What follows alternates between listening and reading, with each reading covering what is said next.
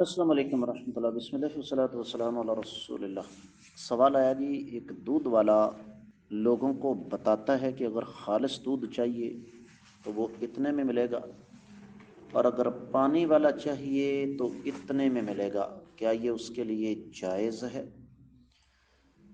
گزارش یہ ہے کہ اصل تو کاروبار کا اصول یہی ہے کہ خالص چیز فروخت کی جائے، 2 نمبر جعلی ملاوٹ والی چیز اپنے پاس نہ رکھی جائے۔